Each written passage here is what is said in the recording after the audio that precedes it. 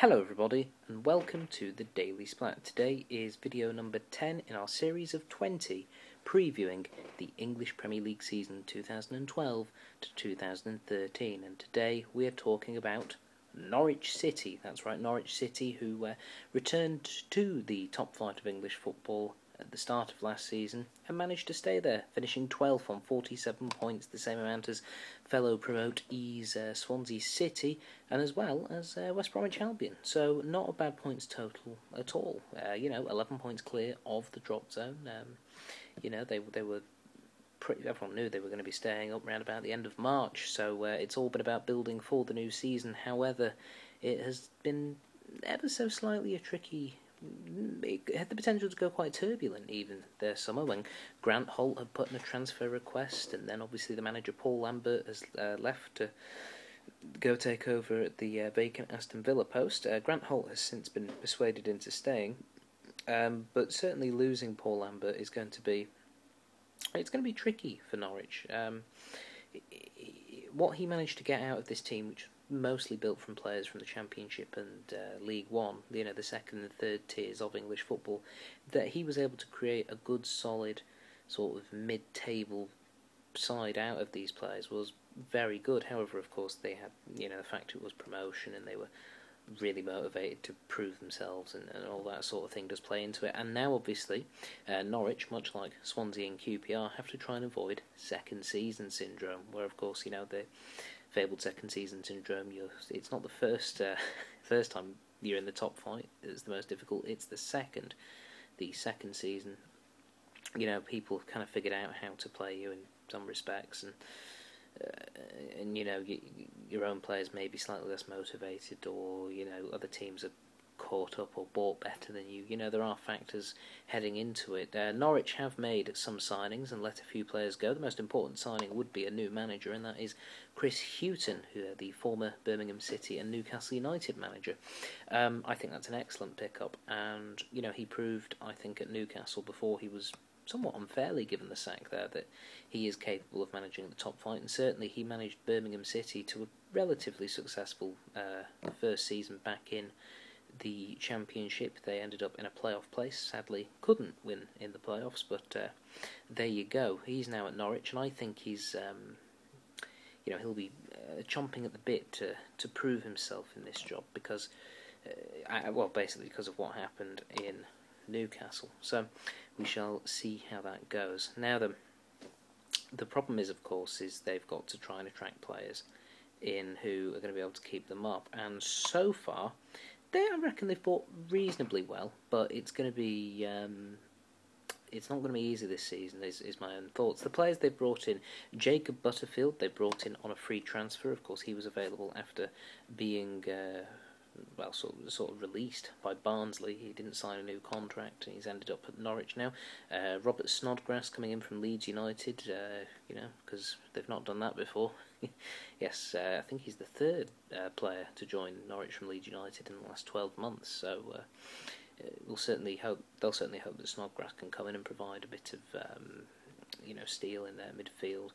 They have signed Michael Turner, the defender from Sunderland. I reckon that's actually not a bad pickup, despite the fact Turner has not had the best couple of seasons in his last 2 seasons.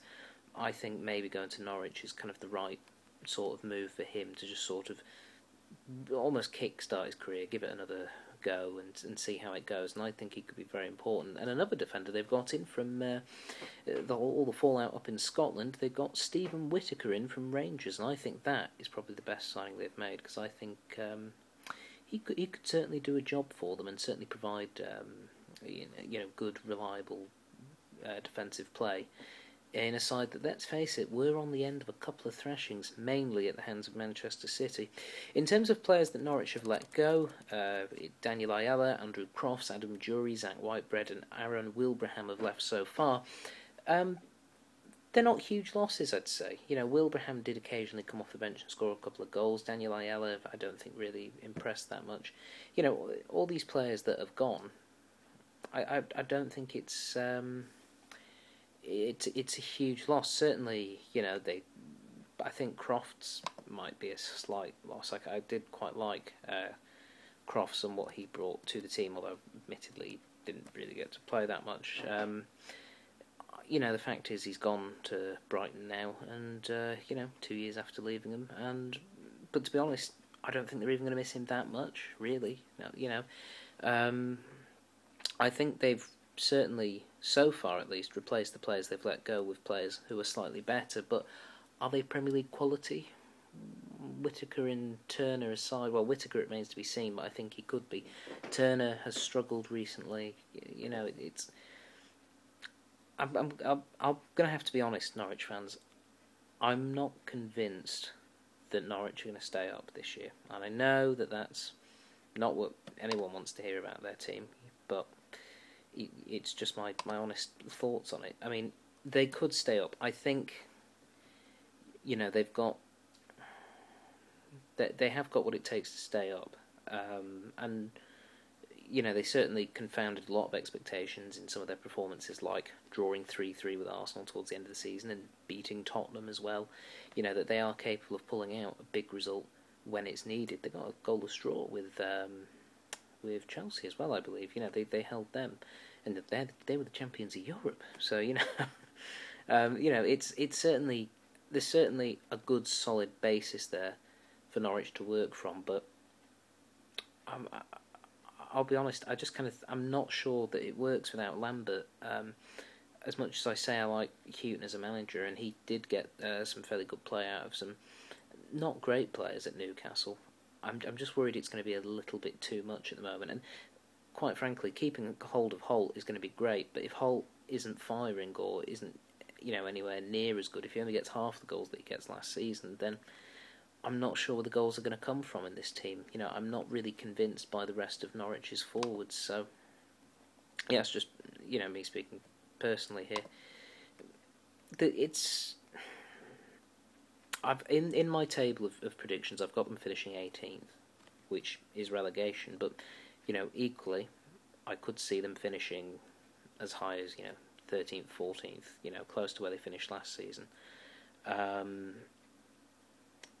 I'm just not 100% convinced it's going to happen, to be honest, which you know is a shame, because I do actually quite like, you know, Norwich as a team. They go about things the right way, and in particular the fact they were able to make, you know, players from the lower divisions that they brought with them, you know, players like John Ruddy and David Fox, you know, those sorts of players. They were able to just sort of grow them, and Anthony Pilkington, that was the other one I was trying to remember. You know, the fact they were able to turn these players who were in the lower divisions, take them up to the Premier League and make them look like pretty good quality players, you know, is a remarkable achievement. So I think it is going to be a struggle for Norwich. I think they have got an advantage on you know, the three promoted sides, in that they've just done a Premier League season and they've got, you know, a good chance to use some of that experience to try and stay up, but I think they might just fall short.